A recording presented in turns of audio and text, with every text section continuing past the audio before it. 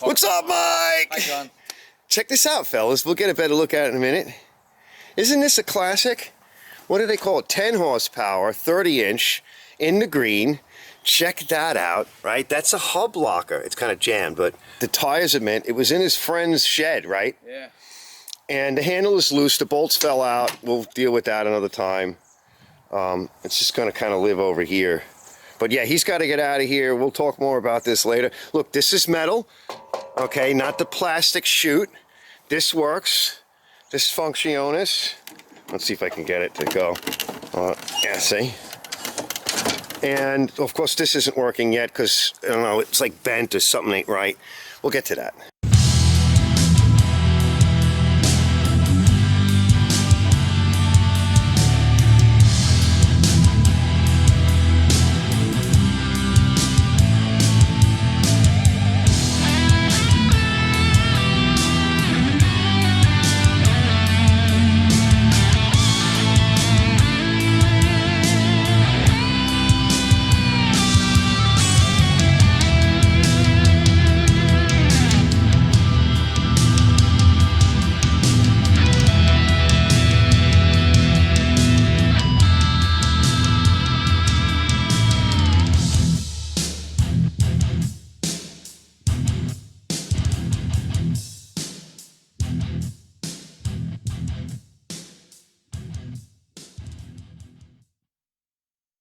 All right, thanks, Mike.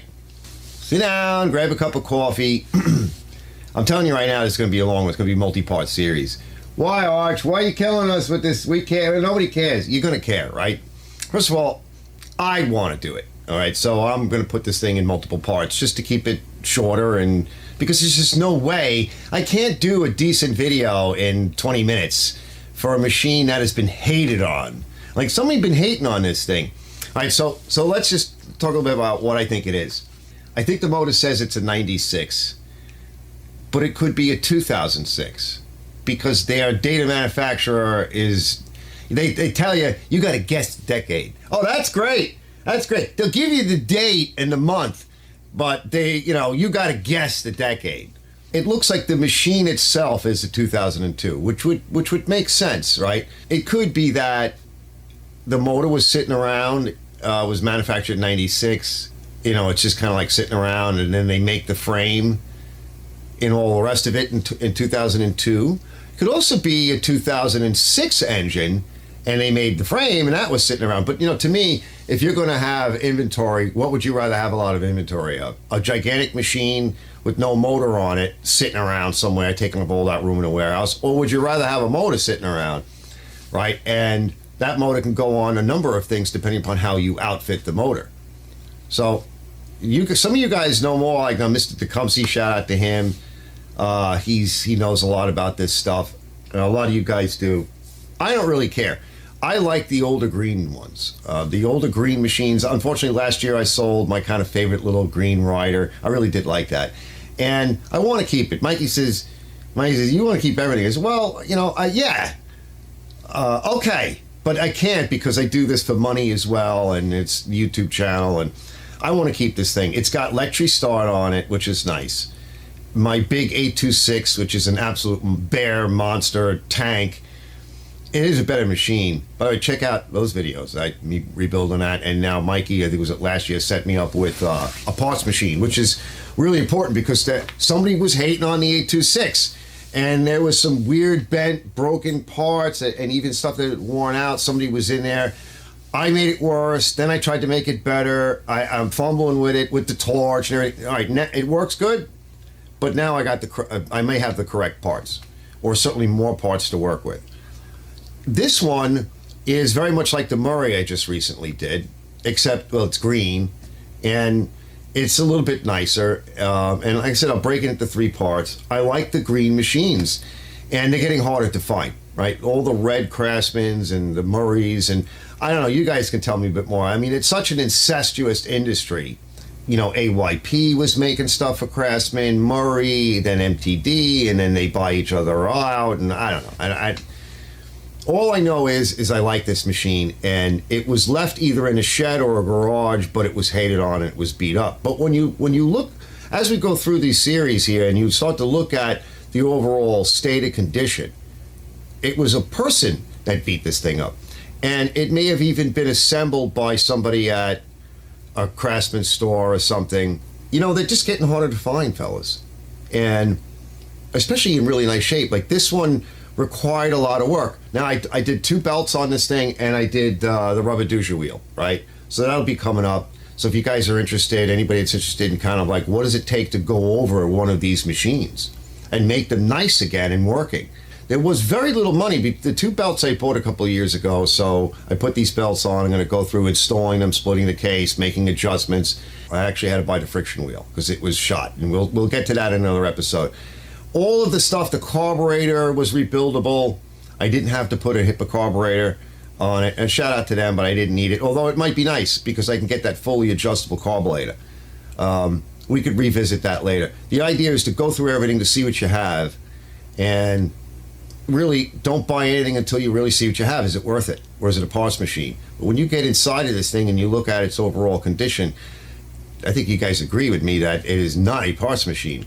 It ate something, right? Somebody sucked something in and bent all the auger and everything. We're going to take a look at that. We're going to service that. Even if it destroys the gear, or if it destroyed the gear, we can replace that. Okay, we should still be able to find a decent, cheap aftermarket gear for that. It's the bigger transmission. The handlebars fell off, which caused the fork, the shift fork, and all that to get jammed up and mangled and fall off, and it lost the washers, the spacers, and it's like everything needed my attention, was broke and hated on, but the person must have kept it out of the weather and in a decent environment. The engine runs great, and we'll go through the engine, completely go through the engine. I think I pulled about 150 PSI on that. That's probably about as damn good as you're going to get. For some of these older machines, they are so totally worth it. Totally worth going over, and I highly recommend it. Don't think of these things as repairs. These are investments, fellas. I know some of you already know this. These machines have really good bones, and I think they are very deserving. They're not making any more of them, and if you can find some nice stuff like this, go get it. I'll see you guys in a minute. Well, today it's still too cold to wash anything. I think tomorrow's going to be a little bit nicer. I drug it in here because I was thinking about it, and a closer look, and you'll see it in a bit, but these bolts, there's no nuts on them. I don't know if you can see that there. Hey, look. It's like, I don't know, quarter 20 or 5/16, and they're all, there's no nuts. I'm like, I can't even put this thing on its face. So I figured, let's bring it in. We'll get these nuts out. We'll put something decent in. And we'll try to get it on its face and put some nuts and bolts in there. We'll take all this stuff off so we can get in and see what's going on with it. We got to look at the carburetor. I can see these are all worn. Looks like somebody tried to put a shoe in the bottom. Maybe we can put shoes or make shoes. I could just weld a little something on the end of this. I probably have steel for it. Anything that we can do that's cheap, and just to get it going, so we're not waiting for parts to come in. I got to get the kit for this. Right, it's missing. I might have one. There's a roll pin that goes in that little hole. So I think at least we can get it up here and kind of go through it, and I'll bring it back in. And this looks bent, so we may have to, something's not right there. But once we get this bolted in and it's safe and sound, we can move it around good. I had to drag it all the way from the back of the yard into here, and boy, that was not easy. I'm getting it. Check this out. I opened up that little cover, and yeah, fellas. Now, you might not want to store stuff in there with vibrations and everything. You know, if that cover is a little loose, you're going to lose those nice pieces. Yeah, okay. She's looking pretty good. All right, let's take this off. We'll take this off, and we'll pop that off. I'm going to put a lot of my juice on. That I show a lot in other videos, but I just want to get through, get this cover off. I pulled this out of the way. It makes life so much easier. This cover's almost off, and I took this guy off. So it's moving good. We'll test that in a bit. Going to kind of want to just clean that off, wipe it off. We're going to clean everything, but right now it's just disassembly. Well, it looks pretty good in there, just dirty and oxidized, serious amount. Really serious. So that's a single belt machine, unlike the last one I just did, which was double belt. So I always sing the praises of single belt. Single belt, single belt, it's single belt, half inch on my snowblower. Yeah, that looks good. Filthy, oxidized. So this thing's grimy. We got to get these two bolts off. Remember, same as always, at the tip of the pyramid with the 3 holes. We'll get our tranny sauce mix on there, loosen everything up so I can take it apart. All right, there's some water in it and some really rancid fuel. I mean, really, it'll make you vomit. All right, let me wash this off and then we'll open it up and see what's in there. Let's take a look. I got to put a few things in. I got some lacquer thinner. Let me get the top, because I went to lunch and I left it out. It's gonna evaporate. So this got a little rusted. This is what the pin that holds on the float, but it came out. So we're gonna put that in there. This is the idle jet, and it looks really good. I could probably raise the ISO up a little bit because it's getting a little dark. That in there. I got this guy out. This is the emulsion tube. It's got junk all around here. So we want to clean that. You don't want that in lacquer thinner or gum out. No gum out, no lacquer thinner. And you got to reach in there and get out. This almost usually gets stuck. And there's usually a little bit of like junk. Sometimes it's like a little ridge that pops up. So you're going to want to work that. Only in the tranny fluid sauce, the tranny mix. This came out and it's nasty. So we're going to want to hit that with my acid as well. But first, lacquer thinner. I'll do other stuff. So the gasket's good. All these parts. This got a little bent. We're going to take it apart. I took the spring out. I'm going to take it apart and I'm going to bend it back. The O-ring is excellent. So we'll put my gloves on. We'll put some of my tranny sauce on that. Float is good. Carburetor came pretty damn clean. A little bit of junk over there. That's just rust. Probably put a little acid on that. A little acid and everything. So this is the Tecumseh tool. I often talk about this. Hold on. Tecumseh 670377. So it's got the insertion area here, stepped, and then a little grabber. And that's what I was able to use. I used that to get in there and get the O-ring that was stuck in there. It's a special O-ring. To get it out, you got to press this way. So I like to use this tool for that too. You're going to have to shove it out, and that's what gets the emulsion tube out. All right, I didn't show a lot of this. I should have set up the camera for it, but I didn't because it's not a car rebuild video, but I just wanted to show you. So I'm going to clean this. We want to be careful of that seat, so try to keep the gum out away from that, but you can use the gum out. I'm going to brush it. Where are my brushes? Here. So I'm going to go in with my brushes. I'm going to go do that now. We'll let this sort of do its thing for a little while. Push all this stuff back. And I will see you guys in a bit because I'm going to do that, off camera. Why show that? Like I said, it's not really a carb rebuild. And this will start cleaning this stuff in a little bit. And then I'll put it in my specialty acid, which is just Bright. It's pulled the cap off too of that. It had a cap on it, so it hasn't been touched. That was on the idle jet. The Bright is just an aluminum cleaner. Use it before welding. We use it in HVAC to clean the coils on the air conditioning systems and the condensers. I'll see you in a minute.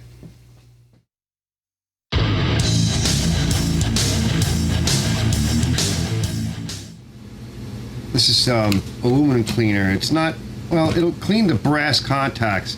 But yeah, that was pretty beat. I didn't show it before I started putting that stuff on. I'm going to clean in here. We're going to lube in that. I'll show you that in a minute. Now look at how these came out. That's so much better, fellas. Look at that. Oh, that's sweet. Everything looks good. Got everything cleaned up. Let's start putting things together. All right, I'm going to put a little bit of my tranny fluid mix in. So we got this guy. I cleaned it up. We'll put And it's got the tranny fluid mix on it. I did poke it and blow it a little. So that's good. And these are in good shape.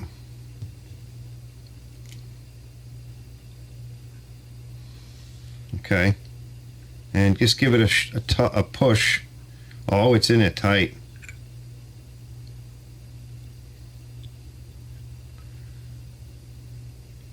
Wow. Why is it so tight, fellas?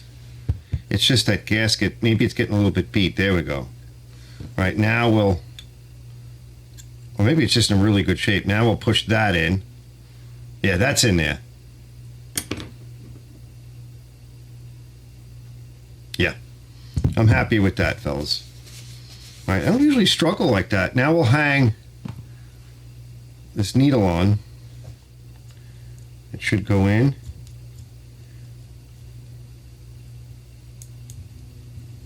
Make sure it goes in nice, like that. Make sure that keeper, yep, hey, that keeper's binding up. And that'll, then the float won't work. So we got to try to get the keeper in the right spot. And if it's not in the right spot, see where I'm laying it?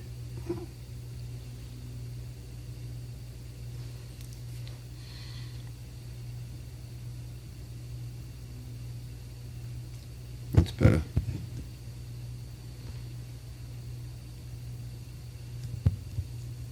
Yeah, that went in good. Yeah, that's better. And we'll test it. Yeah, she's bouncy. That's good. I had this gasket sealed up with my tranny sauce mix on it, so it should seal up good. So it's been soaking. And it fits nice. And it keeps the seals. I mean, what's in a transmission? Right? Tons of these kind of O-rings and seals.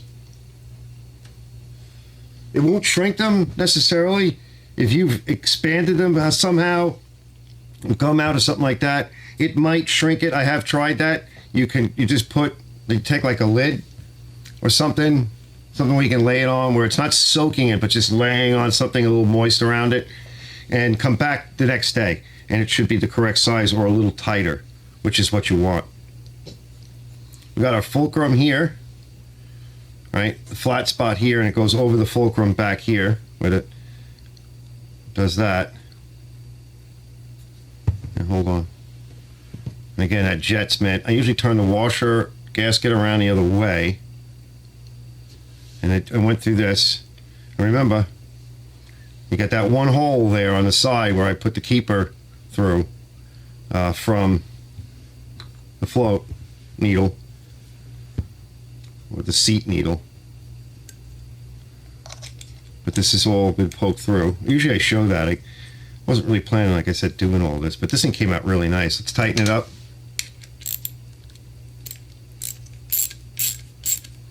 Let's just give this a little test. I'm using a 1/4 inch drive. Don't kill it. Still got to put our idle jet in.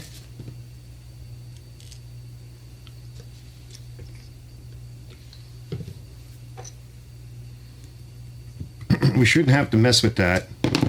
I like the adjustable carbs, but that's a hip. I'll get one from HIPAA if this doesn't work out. But we just want to make sure this is all working good. Let's give it a test. All right, let's blow in it. Yep.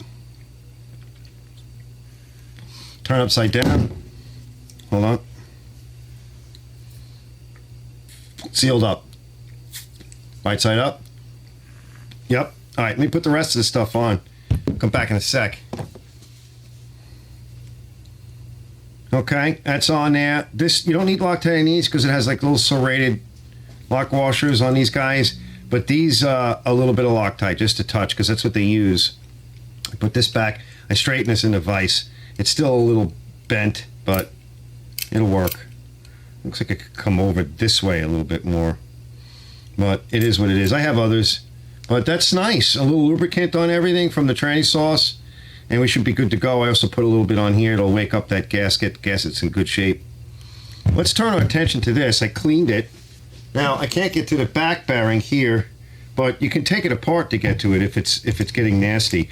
We want to get in here as best we can with some just oil. Right? Just oil. Try to really work it in.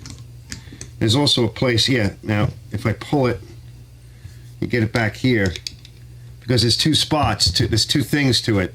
It's like a disc, and so this is the bushing in the back, it's an oil light, and the gear's there, so there's two spots you need to get to. So if you go this way, you'll get one area, but then, see that black thing back here? Hold on. See this? Okay, that will come away, it comes forward.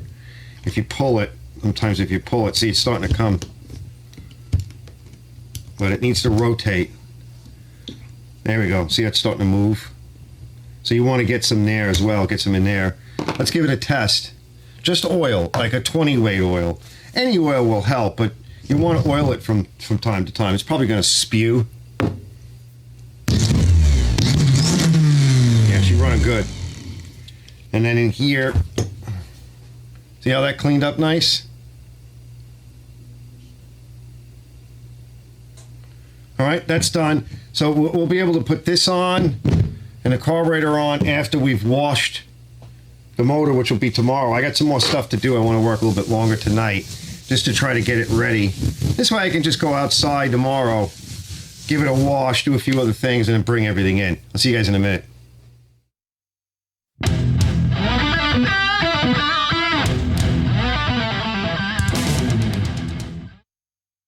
But she looks real good in here. We'll clean all this up. You can see all the oxidation, so we'll hit it with a bit of acid as well as some super clean. But this looks great, right? That's the carb cover, air box, and that looks really good. It's just a lot of oxidation, right? No real rust. Let's peek around to the other side. She's just dirty at this point. Yeah. Right? A lot of oxidation, but I think we'll pull the coil off because we can clean that tomorrow. We'll take a look at the plug. But before I do that, I want to get to these bolts. So let me poke around and we'll see if we can get it up on its face somehow. So that's bent and that's bent. So they definitely ran over something. We're going to want to fix that. Something's just not quite right about that. Certainly that's bent. Probably broke the shear pin, and it could have damaged the transmission. Those bronze gears or brass gears there, they could have flattened it out, broke a tooth. We won't know until we get it running. So when we get all this washed up, and if we get the motor running good and everything else is doing good, we're going to want to spin this thing up. We're going to want to put some lube in here, just oil, heavyweight oil, and just spin it and listen if we can, and watch it and observe it. Hopefully it didn't destroy the transmission. But, you know, if we get everything lubricated, fellas, it'll come apart a lot easier. And that's like it was like a $14 gear, but it's a lot of work. The gears aren't that great. You can buy a really good gear for like $1 and change, or you can buy a $14 gear, which you're going to want to check it real close. What I've noticed is that they have little burrs on them. They're not finished well, but they do work. I would usually just deburr them and put them in, and they work fine. Alright, so I replaced the bolts and I put bigger, thicker washers, both sides, and a locking nut. And I just snugged it on both, and I took the old bolts and I just kind of fit them in there for now, right? So everything is snug, but it's just going to help me move this thing so I can put it up, or I should say put it on its face. Let's go do that. We'll get it on its face, and then we can come around here, take the belly pan off, get in there, and we get the bolts, the last two bolts in, which I got to go find. And then we can fool around inside there and take a peek. All right, a couple of things I noticed. So this popped off. So what we're going to do is we're going to disconnect it from here so we can move it around. Probably because the handle got pulled back. So this is moving for the most part. That spins. I don't know how much of that's moving yet, but this spins. So, and this I think will move. Everything else looks okay. All right, just needs to be cleaned and lubricated because it's dry as a bone. Springs are there. Let me suck this out with the vacuum and straighten up. There's just a little bit of belt wear and some dry stuff down in there. One of these bolts goes into a spot right behind this gear, and that could be problematic. We may have to take that gear out of the way. Yeah, we're going to have some issues because it goes into like peanuts and stuff. Let me see what I can do with that. And if I can pull off this tire, that might help. That might help me get in there a little bit more. Yeah, that's looking good. So I got some washers on there. And down there at the bottom, one there on the top, because when you go to move it, right, you need a little bit more bearing. See how close that comes there? You might want to put, well, actually it doesn't go that far, but it's a little close, don't you think? Can we get a bigger washer on that? I don't know, I don't think so. But that's a little close. Looks like you could use a new one of those rubber skid pads, but that does feel a little bit close. I don't know what I could do about that. I'm guessing we want it about here, right? Right about there. So we'll make some adjustments on that after we get everything cleaned up. Okay, I got oil on the chain. Got the handle on with new bolts. Everything's nice and tight. Everything's back together again. And I just put some basic lube on to kind of get everything going good. This chain was pretty rusty, so it's going good. Now I want to clean these shafts a little bit. That shaft and the other shaft. And the other thing I wanted to do too, so here's the hub assembly. Okay, and then this guy, I wanted to just take a quick look at this. I want to see if I have a pin for that. So as you can see, I just shoved one of those clips in there, but I might have a pin for that so I could pin this up and check it, make sure it's okay. Let's say hi to Tony. Hey, how you doing? What's up? Tony brought me all of this crazy stuff here, fellas. Look at this. They're all, some of them are IBM. A lot of them are like my ThinkPad, which we'll talk about that later, but that's a cool machine. But he brought a whole bunch of them. There's two more over here. Then there's all of this stuff here. Docking station, which is kind of neat. It is older school. These were set up for like Windows 2000, but I run Windows 10 on my IBM. There's more over there. We haven't even gone through the box yet. So I'll be back later, but I just wanted to show you some the bounty of kind of cool old stuff. A lot of it might be garbage, but when I get a chance, I'll go through it. Got these old, I remember these. I still have a ThinkPad, an old one. Wow. It still works fine in the house. Wow. So they do work. I mean, if you're in good shape and you have some extra parts, they can be quite useful for another laptop. All right, I'm going to get out of here. I'll be back. Well, fellas, shout out to Super Clean and the Foamy in action. After I blow this off, it's getting late. It's going to get dark soon. It's cold, but after I blow this off, because I got something to do real quick. Get all this crap out of the way, and then I'm going to put on a little bit of phosphoric acid because of all of that aluminum oxidation, and give that 15-20. It's not much here. I noticed the belt, the main belt, auger belt. I think that's the one. Yeah, I saw a crack in it. Yeah, I see something, and there was a lot of rubber debris. But it's in good shape overall. You know, it's broken. It was broke. Somebody broke it. And I don't know. Well, these bolts here, they were always issues. I've even had to weld some of these things over the years because they get so bad. But we should be good to go. All right, let me get out of here. I got to keep going. Super Clean. Get yours now. All right, I just cleaned up the coil with my cookie. Looks good in there. Right, because we want a good contact on everything, everywhere. Let's take a walk. Same over here. We want to do the standoffs. And then we did the magnet. Okay, so I'm going to spray a little bit of chain wax on everything, put it together to 10 thousandths. And then we'll come back and we're going to do a spark and compression test. Oh, that looks good. See, chain wax is drying up. Put a little grease on there as well. It'll roll in. Few dollops, plus it'll probably spray all over while it does. We got the starter motor back. Let's go check now compression and spark. Yeah, it's a nice shape, but we want to drew some oil on these poles. I got to get in there with my other hand, but also there is like a little spring pocket that we want to get. We want to get the spring that's in there. Pull it over a bunch of times, pull it all the way through, and then wipe up any excess. Get rid of, we don't want it dripping all over the place. You can also put some chain wax in there if you want afterwards. But yeah, this is pretty good. It's beautiful.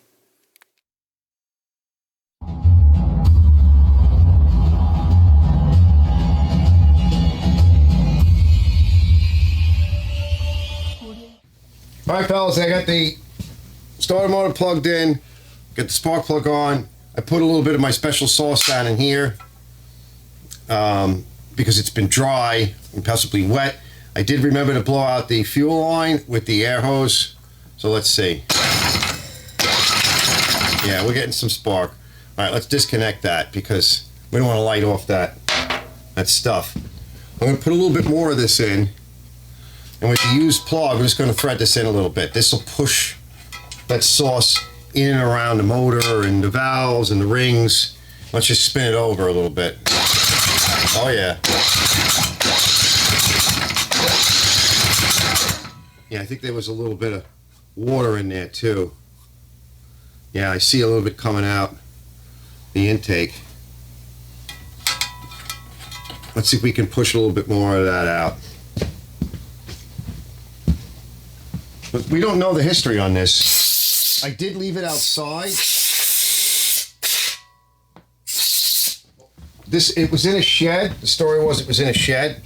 This is one of the most broken machines I've had in a while. I've had some nice machines this year.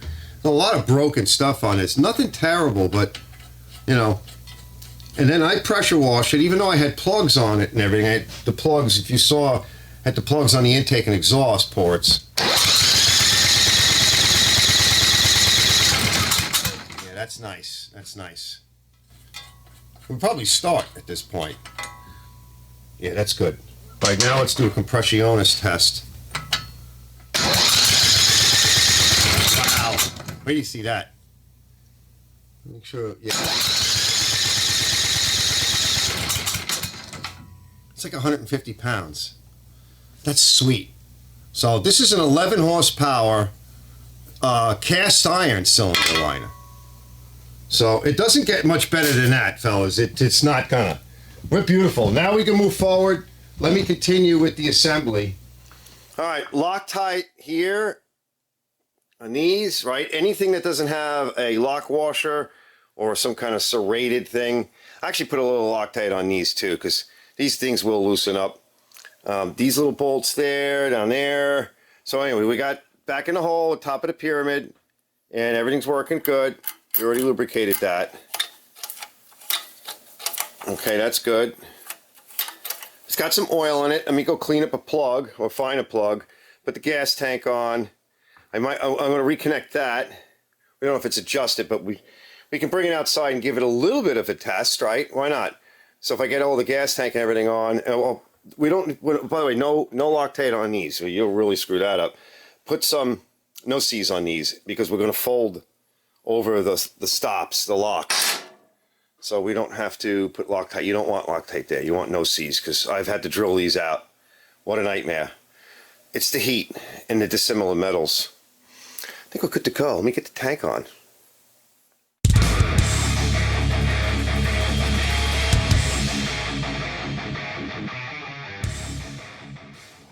I figured since it's so nice out, we're going to just test it. We're going to try everything.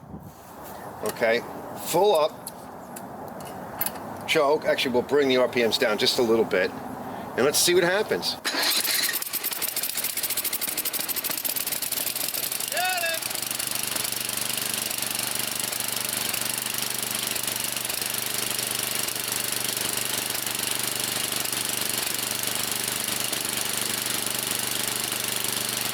Running good.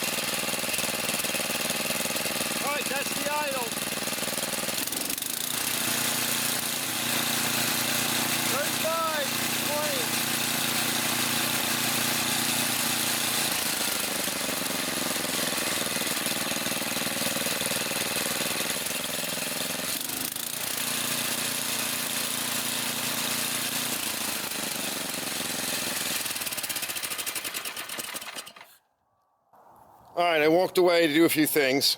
We checked the RPM, we're good. It's got the proper idle, about 2,400. That's what you want. You want to be, because it's slap oiling, so you want to make sure you're keeping the oil going. It's just to take some load off the engine, you know, when we're moving stuff around or whatever. We got about almost 3,600 RPM, 35 and change. It's perfect. We don't need to touch this. Everything is working good except for we know we need a belt for the auger, which I may have one. I let the auger run this whole time. It does need some service, but we'll get to that. There is no drive, right? And it's either it got out of whack, it's trying to spin, but the two wheels are not making good contact. And so we're going to do that next. We'll bring it in. We'll dump the oil while she's hot. We'll put it up on her face. And it could just be also out of adjustment because the handle and everything else was moving around, and something could have got jammed and bent, and we don't know. We got to go in there and look. But other than that, she's running really good. Let's get it out of here.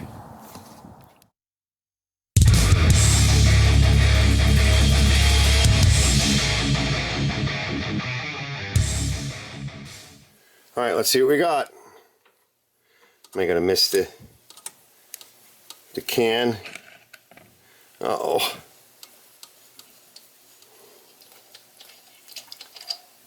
There we go. Yeah, she's warm enough. It's cold out. All right, let's let that drip. It looks pretty black and goopy, but no water, no foam, no gray. The other one that I did recently was just gray, and when I finally, after like a week, I emptied out this container. It also has a magnet in the bottom, or it did. I forgot to put the magnet in. But, oh God. Oh, the silt and garbage on the bottom. You gotta change your oil, fellas. All right, we'll be back. By the way, fellas, I had, when I first moved in here, not that long after they put a nice Craftsman store right up the block. So I started shopping there, and I actually bought the baby brother of this machine. I bought the small one. It was like 24-inch wide. It had the 5.5 horsey Tecumseh motor on it, and I didn't like it. I liked the machine overall. It served me well for a couple of years, but especially in those days, we got a lot more snow. That happens here.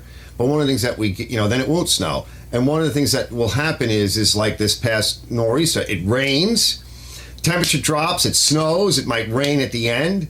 You got a lot of snow, you got wet snow, you got slush. I think one of my friends mentioned on Facebook that he was like basically like going to 7-Eleven and emptying out the Slurpee machine on his property. Like, that's what you get. And with the 5.5 horsey, right, they just don't have the power and the lift. They'll bog down. This is 11 horsepower cast iron engine, you know, cast iron sleeved engine. For Tecumseh, that's you're really at the, you know, the creme de la creme there. You're at the top. So I'm kind of really happy to have the bigger brother. The one I had was green, like I said, 24-inch. This kind of motor on it. It had, you know, similar setup, bells and whistles, that kind of thing. Not much there. This one has a light on it. Mine didn't have that. So this, you know, a little bit nicer. And I was a little sad, but once I started playing around with like the 8, 9, 10, or even this 11 horsepower, you get dreamy-eyed because you realize it's like, all right, when you can use a snowblower, this is what you want. And my property is big. It's narrow, but there's a lot to it for this area. And you don't want to shovel any of this. And I got customers coming and machines moving in and out, and you wind up, even when I was doing my old business, I had, you know, stuff moving on the property all the time, and these things were big and heavy, and you're using a hand truck, or you need to clean the property because, like what it just did, is it froze up. Everything melted and everything froze up, and it's like concrete. So my plow did air compressor. My plow did a wonderful job. Oh, and there goes the air compressor. Did a wonderful job this year, but sometimes you still need a snowblower, and it's nice to be able to take out something like that. So stick with me on this. We'll get to the other videos in this series, and I will see you there. And I'm gonna go shut that damn thing off. Right, Archie, why don't you shut off before you start doing it? I don't know, fellas. I'm not a professional. I only play one on YouTube. See you guys later.